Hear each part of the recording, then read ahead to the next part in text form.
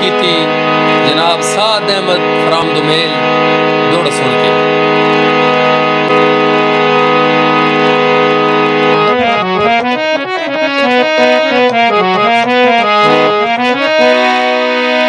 मैनू अज भी याद हिक हिक पल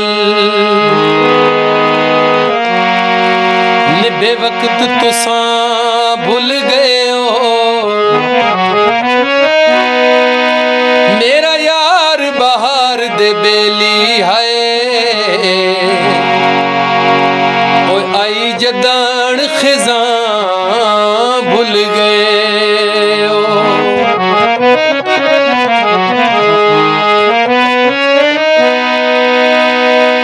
कै होर दी बख्त दी चढ़े तल विच हाय कच्चे छप्पर दी छां भुल गए हो।